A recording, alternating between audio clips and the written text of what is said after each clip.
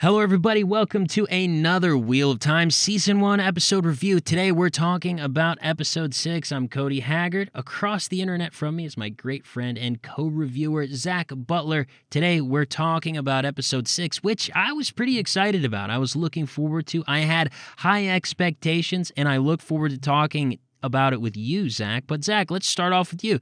Give me your general impressions and thoughts of Episode 6. After you watched it, you walked away, and here we are talking about it. What did you think? I thought Episode 6 was one of the better character development episodes that we've gotten pretty much all season. We finally got an episode where we stay in one space. We stay with one character mainly. I know we kind of duck off here and there a little bit just to check in with what the other main characters are doing. But I think that this episode was one of the strongest ones in the character development department. It didn't have much action. It definitely had a lot of dialogue, but they managed to make it compelling, and they managed to make this episode one that really kind of peeled back the layers of the Amarillo seat and the Aes Sedai and really let us see what this whole group is about, because they've been kind of building toward it. Honestly, they've been showing you different colors of Aes Sedai. They've kind of hinted at what each different sect does, but this one kind of brought it all together, and you really got to see what this mysterious organization is all about. And so I thought this was one of the best character development episodes that we've had, especially with Moiraine. Even with some of the other minor characters, I thought, or I guess not minor, but some of the other major characters that have had kind of minor roles, I thought, kind of developed a little bit more. But yeah, man, I really enjoy this episode. Definitely a step up from the last one. Yes, this is a step up from Episode 5 for sure. If anyone's interested in our thoughts on Episode 5, you can check out our review of it over here on YouTube or in our podcast feed. But I do think that this did a similar thing that Episode 5 did in telling an emotional story arc, character development type of tale, but it did it in a much better way because it fit within the main plot. It didn't feel like filler. It didn't feel like side stuff. It felt like it fit within the main plot, as well as I feel like this episode for me actually was one where I kind of walked away thinking like, hey, I can enjoy this show for what it is. It is not a literal adaptation. It's more of a functional one. And they did a pretty good job here by taking a lot of stuff from the source material, doing it out of order, and really kind of executing something that I thought was pretty good. I will say this, though, that was also impressive. Like, I had really high expectations of this episode, and ultimately, I came into this thinking the episode would probably be like a 9 because of Brandon Sanderson writing a Reddit post that this was the best written episode in the series. And for me, it's not the best episode that I have watched yet. So ultimately, it didn't meet my high expectations, but I still walked away liking it, which I think it says something pretty good about an episode, because whenever you have high expectations and then they're not met, you kind of then are going to score it lower than you probably normally would have. But I still enjoyed this, and I thought that it was pretty good. I didn't think it was perfect. There are definitely things to critique, but I enjoyed it, thought it was good. I liked focusing on Moiraine. I enjoyed getting all the characters together there at the end, and I had a lot of fun with it. And ultimately, the most important thing is it made me really excited to watch the next one. So, Zach, you do have a little bit of a critique, though, as we're talking about characters meeting up. You have some things to say about that. Talk to me about it. Yeah, I thought that the reunion of the characters was a little underwhelming, especially if we're going to do a time jump. And if in our previous episode, we talked about the time jump in the middle of, an episode series. It's just not really wise or the kind of thing to do. But if you're going to do that, you got to sell us then on the reunion. When they all get back together, they haven't seen each other. They've all been in the city together for who knows how long, but us as the audience are constantly thinking, when are they going to run into each other? Like, what's going to be like if Rand accidentally catches, Egwene walking down some side alley and chases after her. I just kept thinking that. And like, what's going to happen when they meet up? And I was kind of underwhelmed when they met up. Even Moiraine, even when Moiraine walked in, saw Matt and Rand was more just like, oh, you're back. Like, kind of just like, oh, I got to keep, being disgruntled with you. And it's like, you haven't seen her in so long, and she just walks into your room. You're not shocked to see her. You're not like a little happy that you have a familiar face that like, it's just like, I'm defending my friend from you. And so I was like, this is a little unrealistic. And I gotta say, I did like when they all met up at the end on their horses. That was touching. Yeah. I still wanted more. I don't know why. My expectations for meetups after a long period of time are very high. And honestly, if I'm being, if I'm being honest here, Lord of the Rings. I knew you were going to say it. I knew you were going to say it, man. I knew it. As corny as it is, dude. I didn't want to say it. I was like, should I go there? But you know what? We're talking high fantasy. We're talking, epic moments. Lord of the Rings, I got to say, has just nailed it. Nailed it when they all met up at the very end. And I just like, for some reason, that's just the expectation I have with this. And it's not fair, for sure. I know it's not fair, but I wanted a little bit more. I mean, do you agree? Do you disagree with the meetups? Honestly, I would have liked for some more logic with the meetups in general, other than like Moiraine has eyes on all of these people. I would have liked to kind of at least have had an idea of like she kind of had her eyes on them the whole time, or she kind of knew where they were as they were traveling in the wilderness, like she had scouts or something, some type of explanation as to like how she knew they were all in the city. And I was willing to kind of overlook that because it's like, okay, we're running out of time. We're in episode 6. Put your value where you have to. And so I was able to overlook that because a lot of things were executed pretty well in the episode. But yes, I would have liked for maybe just a little bit more impact, especially with all of them meeting up. There was a little bit of a story inconsistency there where they were all meeting up and it looked like they hadn't seen each other for the first time. And then Nynaeve drops a line like, hey, we informed them all of your plan. And then it was like, wait a minute, was this like while Moiraine was standing over by the Waygate? Or, just one of those things where it's like, hey, $10 million an episode, how does that happen? I liked it, though. I think that the dynamic of the Emmons Field 5, they really do feel like they play off each other in a pretty natural way. Like, on screen, when you see them together, they look like people who are all friends. And that's awesome. That's good. That's a good thing. Yeah, no, absolutely. They have chemistry on screen. You felt it when they met up. Matt had his little quip, and Perrin was very stoic and had a comeback, but it was like, it's very Perrin of him. But speaking of Perrin and Egwene, man, I'm not sure if I'm really sold on how they just ended up in Tar Valon. Like, we kind of left them in the previous episode at a real emotional moment, and in the encampment of the White Cloaks. And for me, we're kind of led to believe that these White Cloaks are, skilled trackers and hunters, and this group that is very good at, snuffing out these Aes Sedai or not Aes Sedai.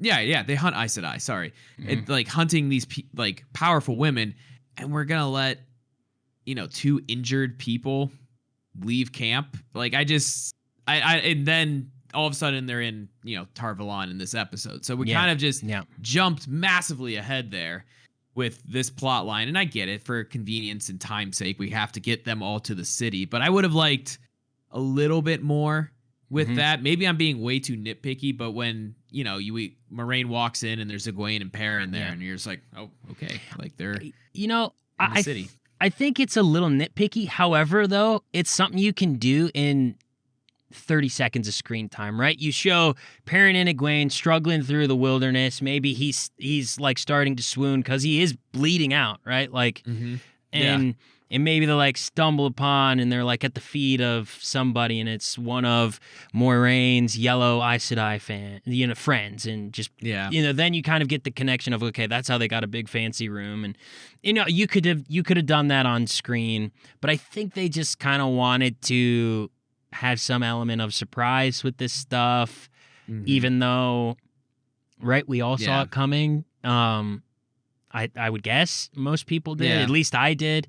But overall, it's a little nitpicky, but however, you could solve that problem in such little amount of screen time. It would have been nice to have been in there, right? Because Matt and Rand got their entrance into Valon. So why not do it with Perrin and Egwene? Yeah, when you could do it pretty quick. So I think it's legit to say. And so I just want to touch on a couple of the storylines here. What do you think? I want to get to the big one here last with Moiraine and I keep forgetting her name. Swan Sancha? Emerald Seat. Yeah. So we'll get to that one. But what do we think of Matt and Rand right now? Moiraine came in, healed Matt. What do we think of that? Honestly, I think that part, I actually told Haas about this, that part is quite a bit different than the way that it works out in the books, like quite a bit different. However, I believe the way, and we'll see how the whole dagger thing plays out going forward, I believe the dagger thing within the books is pretty convoluted, right? It's very, I'm like almost done with the second book, and I'm like, I don't really get how this thing works. Maybe it'll be explained more in other books. However, I liked how it was handled in the show. You kind of get it clear, even though the whole like darkness coming out of his mouth was like, okay, that's like super creepy. But and then like latching onto her face, I was like, oh, okay, what, she get turned into Venom now or something? But I know it hardcore Venom vibes in that scene, man. But I thought that it was a much clearer cut way to kind of deal with, like, there's darkness in him. It was imbued in him from the dagger. Moiraine pulls it out, puts it back in the dagger, and it's like, he can't touch this again. And I feel like it makes more sense than what happens in the book. And I feel like if they wanted to follow that whole storyline with the dagger. Now, I don't know how much the dagger plays in, like, for the rest of his life, but at least up to my reading, I'm like, okay, there's not a lot of consistency with how this dagger works, at least in my mind. But I thought it was handled pretty well, and people who know the source material more might be like, no, they really screwed it up. I don't know, but I actually thought it made a lot more sense with how they did it on screen. And I actually thought that was decent. However, I do feel like Rand and Matt have been like critically underdeveloped the last two episodes compared to where it was going. So as far as their storyline goes, they haven't gotten much. So it's hard to be excited about either one of them at this point in the show. But that's kind of where I stand with those guys. How about you, man? Yeah, no, you said it there at the end. I think that they are very underdeveloped. And I honestly, for a while there, they kind of were the ones carrying the show. And then all of a sudden it's kind of just switched the last two episodes, and they've kind of just been hanging out in that same room. I don't know what they're doing for days on end, just hanging out, and Matt's getting worse. And so I thought I was most excited about that pair. I know I said that 3 or 4 episodes ago, is like those were my favorite, and then all of a sudden they've taken a back seat to the rest of the show. So I liked the dagger scene. I thought that was good. But I just, man, there's a lot of characters and there's a lot of development still to be done. And so it's the show still, even though this episode was great, I still think the show is running into the problem of there are so many actual characters, not just NPCs and side characters in this book, in the series. Mm-hmm. There's actual fully fleshed out characters that are given chapters and pages to develop, where you're kind of trying to do that in a 45-minute episode with, Mm-hmm. 5 characters, 6 characters. So Yeah. I think this show is still suffering from that. And I think my prediction is the show is going to always suffer from this, multiple character syndrome, Mm-hmm. that they're going to have to figure out whether, hey, we're either going to expand the seasons into 12 or 13 episode seasons to give everyone enough time, or they might have to cut some characters out somehow. And so which is what they're going to do. They're going to cut they're going to cut a lot of characters. I think that's what's going to have to happen. But hey, let's talk about the big thing in this show, this episode. We got a behind the scenes peek of the Amarillo seats. We got to see that, these Aes Sedai are a little bit conniving. I mean, they're all on different pages and their goals are all different, yet they all work together for some reason. And so we got a little bit behind the scenes peek of Moiraine and her relationship with the Amarillo seat. What did you think of all that? I thought, first of all, the very first scene in the show, the fact I think it's close to that whole scene when they're in the Whitehall, I believe it's called, at the Amarillo seat. The whole scene is probably like 10 plus minutes of just dialogue. And to me, it proved to me, I was like, hey, some of the writers on the show can write some pretty good dialogue. And it was delivered very well. And it felt very like, again, we bring it up a lot, Game of Thrones. It was like, okay, this is where Game of Thrones was strong, right? Because you could listen anytime Tywin Lannister was talking to anybody, right? You were paying attention. And I felt like we had kind of like those same vibes with the dialogue here. And I thought that was great. Logain comes back. He gets his little his little speech, and it's like, man, this guy just steals the screen whenever he's on it. I have no idea who the actor is, but he's doing a great job. And just, he's doing a great job of just making you really not like him. And and that was good stuff. So, and then you kind of got to see that, like, these Aes Sedai are both servants, but they're very, very kind of brutal in the way that they go. They have this type of order, like, it's like, hey, where they're kind of brutal is like, hey, they're gonna gentle false dragons. And not only are they gonna do that, they're not just gonna make it easy for you. You're not gonna be gentle, then you're not gonna die.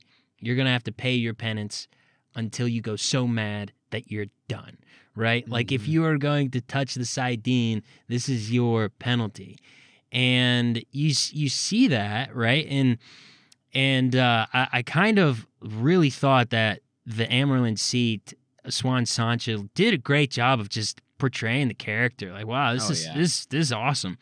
And I enjoyed that whole side of it. And I knew where this episode was going, right? Because even though this doesn't happen the same time period in the books, I pretty much concluded, like, okay, they're going to do this part here because it makes sense, right? And I don't know if you got to that part in the second book because you kind of have that weird series. But I feel like you would have gotten to the point where Moiraine and Swan Sancha have their secret discussion.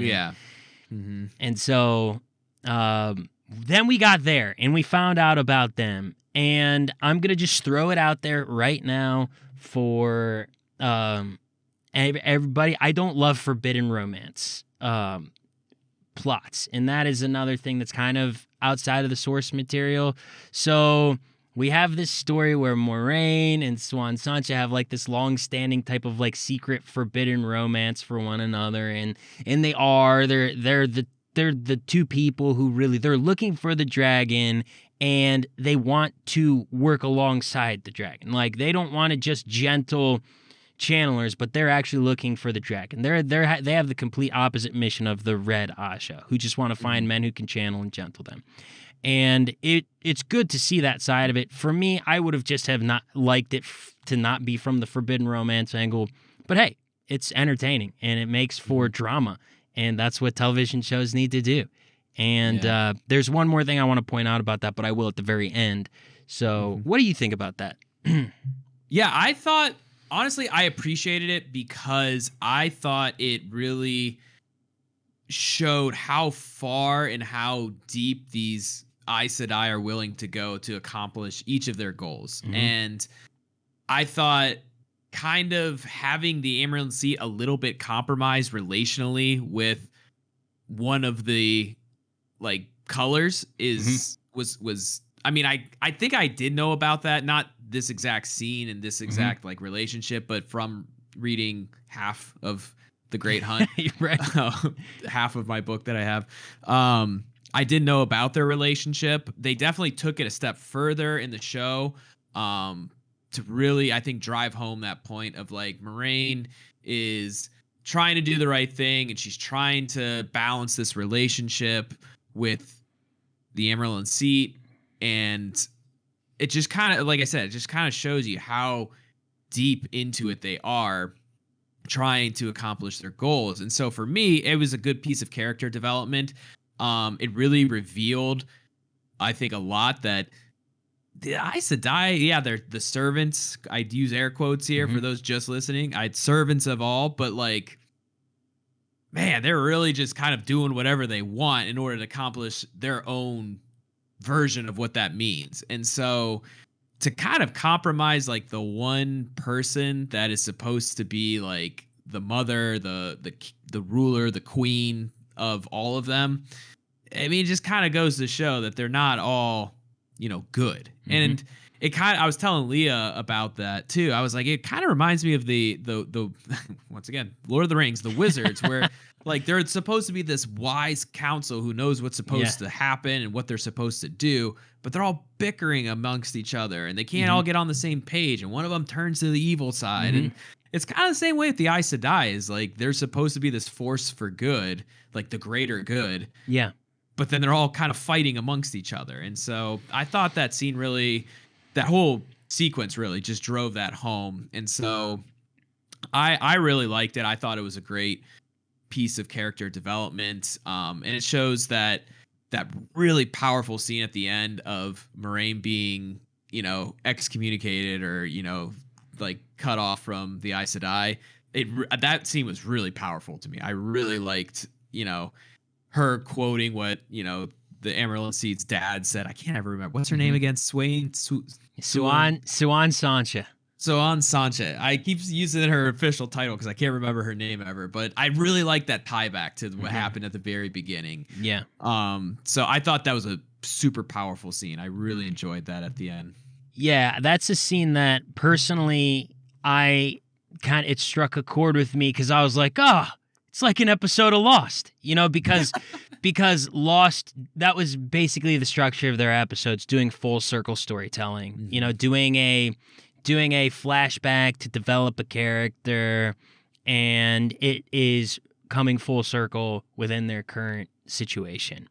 And essentially what you have here is the inverse of what happens to the Amaryllis Seat at the beginning of the episode and at the end, and two, giving the message of like, hey, when you are an Aes Sedai, yes, you're powerful, but it is a role of great sacrifice. Like, and you see that this is probably pain that they don't just experience once, right? Leaving their families and never going back, but probably over and over again as they come to the realization that they can't have a normal life. They can't have a family. They can't have loved ones like they would ideally like to.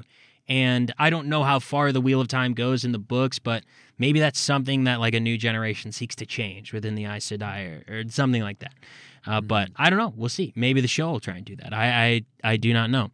But I do like full circle storytelling when it's done well. When it's lazy, it's bad. But when it's done well, it's good. And here I thought you get the Waygate opening at the end. And this is what really excited me. And then we'll kind of like wrap it up here. I'm excited to go into the ways. We have a little bit of a cliffhanger there. Does Matt go in? Does he stay out? At this point, I don't know what the show's doing. I have no idea. So I'm excited to see how they develop that, what exactly is going to happen. Because, you know, my wife is asking, hey, is he going to go in or is he going to go out? And I was like, I have no clue. I don't know what they're doing here, but I'm along for the ride, and I'm here to enjoy it. So one thing I'll say it's pretty strong about this episode is this was the episode typical TV cliffhanger, but after this one was over, I don't think I've been as excited to watch another episode the following week as to now, because I'm really looking forward to the ways. And even though I had the high expectations that ultimately weren't met of episode 6, I'm actually probably more excited for episode 7, and I think that that'll probably be a good one, at least for what I look for in a story. But my final verdict on episode 6, I'm going to give it a 7.5 out of 10, which for me is a good score. That's a good score. I consider a 7 out of 10 good, so this is slightly better than good. So, Zach, what is your conclusion here?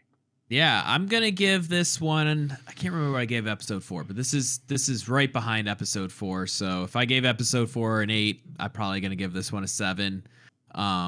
This is a definitely the second best episode. I really enjoyed all the character development, especially the cliffhanger at the end with Matt. I mean, that was great.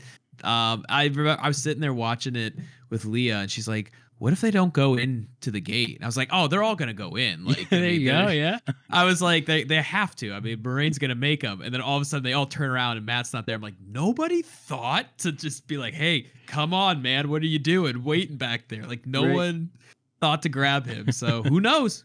I don't know if he's going to go through. So I'm no excited clue. too. Yeah. I mean, this was as cheesy as cliffhangers are sometimes. And like, as someone who writes cliffhangers at the end of basically every chapter, like, this one got me. This one I was like, all right, like, let's do this. I'm ready for the ways. Yeah, I'm ready for the ways as well. I'm pumped for episode 7. Yes, and I am pumped to watch it and then talk about it next week. I want to thank everybody who watched this video or listened to it on the podcast feed. If you did like it, hey, it would help us if you gave it a thumbs up or told a friend or shared it out. We'd appreciate it. We're trying to reach more people with these reviews and talk to more people about it. But for now, we're signing off, and we will talk to you next week about episode 7 of Wheel of Time. See ya.